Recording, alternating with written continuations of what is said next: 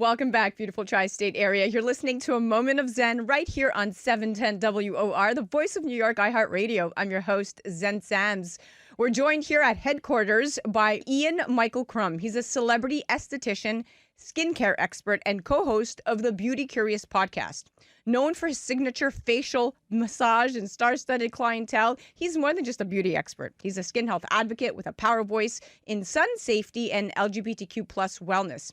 He currently serves as co-chair of the Melanoma Research Foundation 2025 NYC Gala, spokesperson for their viral Get Naked campaign, and committee member for the Skincare Foundation's Champion for Change Gala. From prevention to repair, Ian is here to talk sun safety just in time for summer's peak UV season. Ian, welcome to the show, superstar. Thank you so much for having me. I love any opportunity to talk about sun safety. Okay, let's dive right in. That's exactly what we're going to talk about. And you are the voice of reason when it comes to that. So you've been a very strong voice in both the skincare and LGBTQ plus spaces. And I know you recently teamed up with So.Gay to host a sun-safe pool party and launch a 4-part skin health article series focused on sun protection and skincare. So what inspired you to launch and be part of a new skincare initiative specifically geared toward the LGBTQ community, specifically right now? Well, in case someone didn't know, I'm gay. So let's start Hello. there. And, a friend in dermatology about a year ago pointed out to me that gay and bisexual males have a higher occurrence of skin cancer than heterosexual males. So 7.1% versus 3.3%, according to a study published in JAMA Dermatology in 2020. So my friend Alex Hughes has this LGBT site, So Gay. It's all about empowering and feeling confident. And it's a lifestyle site. So when I found out I was going to be the Get Naked spokesperson, we started chatting that there's health dialogue happening for the gay population, but so many times it focuses on HIV prevention, which is super important. But what about all the other health occurrences within the gay population, heart disease, et cetera? So that's where this article series came to be. So we had 4 derm influencers and a derm resident involved in producing it. And it was all about just raising awareness within that population because of those higher statistics. And the pool party was just a fun way to wrap it all together and tie the message in a nice little sunscreen bow. I always like to say I'm making sun safety sexy, so we definitely did that with lots of Speedos, sunscreen. When experts like you show up and create joyful educational moments like that pool party, it's not just fun, it's public health in action. So kudos to you, my friend. Thank you. Now let's chat why skincare awareness is personal to you. So you're clearly an outspoken champion of sun safety. Checkmark. Serving as co-chair of the Melanoma Research Foundation's Gala, which is the Get Naked campaign spokesperson, is you right here. But what makes this mission so personal and urgent for you? And why do you feel it's so critical to keep educating others on skin cancer?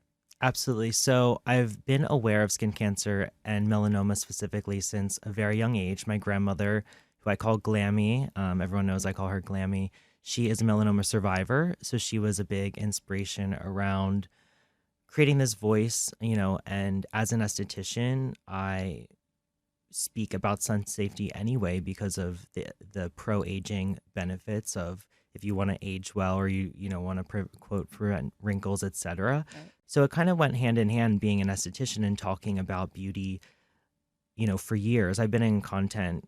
I used to be a fashion blogger years ago, then beauty blogger, then got my aesthetics license, and now, all things skin health. And it made a lot of sense. Like, okay, we're going to be talking about beauty, and the best way to preserve your beauty is by being sun safe.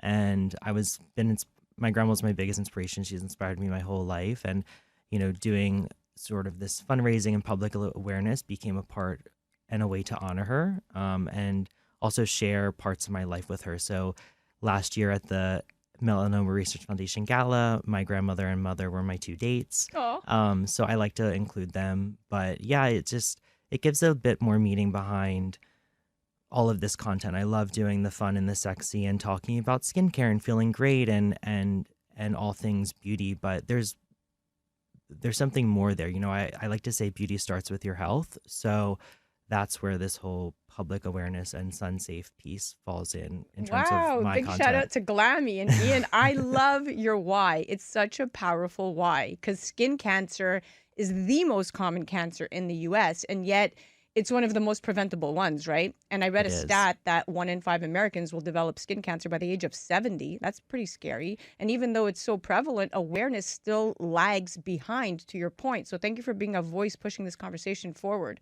Now, let's chat sunscreen, reapplication, and year round tips. So, more on this.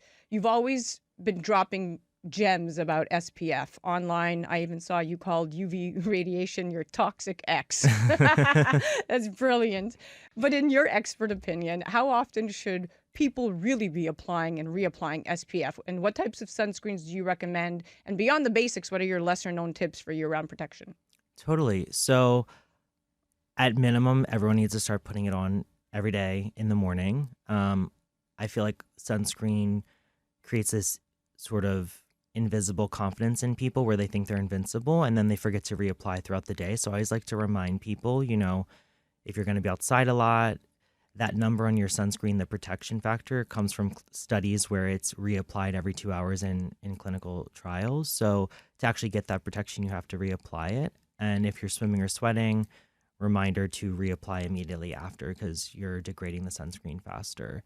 Other ways to be sun safe that I love to tell people, it goes beyond sunscreen. So you can seek shade. If you've been outside for a long time, sometimes your skin also just gets really hot. Just go under a tree for a bit. Go walk on the other side of, if you live in a city and there's tall skyscrapers, walk on the side if there's a bit of shade instead of walking on the side where there's no shade. So all these little micro habits stack over time and help, keep your skin healthy. I love wearing driving gloves whenever I'm in a car to protect my hands. A lot of people forget to put sunscreen on the back of their hands. It's also hard to put there because you don't want your hands to feel sticky and, you're touching a lot of things that can rub off easily. So driving gloves are amazing. UPF shirts at the beach. Vitamin C, using antioxidants in your skincare routine are really important. There's tons of ways I could speak on this for hours.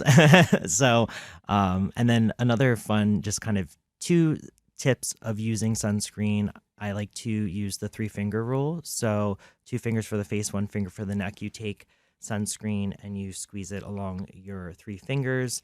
And then I push them together and I kind of dab it all over my face and in my neck. And that's a good way to measure how much sunscreen you need for that area. A shot glass is a good measurement tool if you're covering your whole body at the beach. Obviously, we all have different body shapes and sizes, but it's a good starting point in terms of gauging. It's normally a lot more sunscreen than people think they need. And then I like to say to make it a part of your routine. So in the morning, put your sunscreen in your shower maybe after you dry off. It's easy. You're standing there naked. You can put it on your arms, etc. Any skin that's going to be exposed. You could put your facial sunscreen next to your toothpaste. Hopefully everyone's brushing their teeth every morning. And then your sunscreen's next to your toothpaste. So you remember, oh, I got to put my sunscreen on too. And definitely for anyone with short hair, the remnants of your sunscreen, tap it on your ears, the tops, the backs. Don't go in your canal, but all this exposed skin here. A lot of my derm friends talk about, especially with males, because normally they have shorter hair, there's a lot of skin cancers that actually get cut out from the inside of the ear. So well said. Now let's talk about what happens when sun protection is overlooked, the dreaded sunburn. So people dealing with pigmentation, redness, or inflammation from sun exposure, let's talk about those people. What are your go-to recovery tips? And how can products like CO2 Lift, which I know you're familiar with, play a role in helping to soothe and restore and calm that skin? Totally. So the first step is let your skin calm down. If you have a sunburn, you have inflammation, you want to physically let it cool down. If your skin's warm, cool it down, take a cold shower. Don't put heavy clothes on, let it air out. So cool it down, calm the inflammation, focus your skincare on having no actives. So don't be going in with any retinoids or topical acids like a salicylic, glycolic, etc. Skip all that. Focus on hydration, soothing ingredients like aloe. You can do, moisturizers, focus on ceramides, ectoin. Those are all good. Give your skin a break. I normally tell people multiple days because I like to be cautious. And then things like carboxytherapy, aka CO2 lift, which makes this amazing mask. It's a way to, I use it myself on clients. It's a way to help encourage cellular oxygen. So the carboxytherapy basically increases the oxygen that's coming to your skin. So it just does a bunch of things. It can help with inflammation, help with cell turnover. I think the inflammation piece is so important. It's used a lot for wound recovery, especially for people beyond sunburns. If you go and get some sort of in-office treatment like a laser or a chemical peel, it's so good for speeding up that recovery. So yeah, I think overall, if you get a burn, get out of the sun, cool your skin. Don't use actives on your skin for multiple days. Use skin barrier loving ingredients like ceramides, Ectoin, and you can do some advanced treatments like CO2 lift for that carboxytherapy to help with your oxygen in the skin and cellular turnover. Yeah, that's 170% increased hydration, clinically verified in one single application use. Totally. All right, lastly, the tanning cultures and healthy alternatives. So before we wrap up, let's talk about tanning culture. It's still heavily pushed, especially on social media, and there's a deep-rooted beauty standard around having sun-kissed, glowy skin. So how do you personally navigate promoting sun safety in a world that glorifies tanning? And what advice do you have for people who want glowing skin without compromising skin health? I do think that with social, there has been a rise back in people wanting to tan, especially within Gen Z. There's also a lot of people who are being more sun safe, so it's definitely split.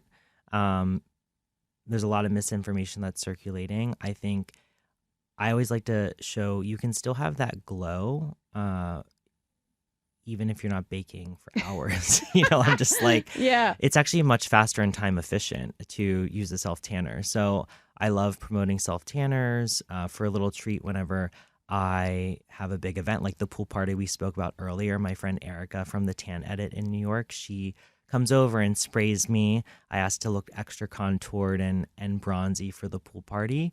And it's just a way to feel different and look different. I think of self tanning like makeup, Some people want to wear a lot of makeup every day, change their look. We change our hairstyles, we change our clothes. Some people get tattoos. Like I view tan skin in the same way. Like if you're super pale like me, sometimes I want to be a bit bronzy and sometimes I'm just embracing my pale skin. There's nothing wrong with that. And, one of the things I've heard and I like to remind people is a tan fades, but the damage stays and you could look great. If you bake for multiple hours, you want that bronzy look, but doing that in your early years, 10 years from now, you are going to regret it. Yeah, it's counterproductive. Just, it's like if you're spending on the CO2 lift, if you're spending on any advanced treatments, lasers, you're spending all this money on your skincare routine, 80 to 90% of skin damage and aging is caused from extrinsic factors, primarily the sun. So you're basically throwing all that money away if you're then going out and baking in the sun. Again, Right. I said earlier, it's about having fun.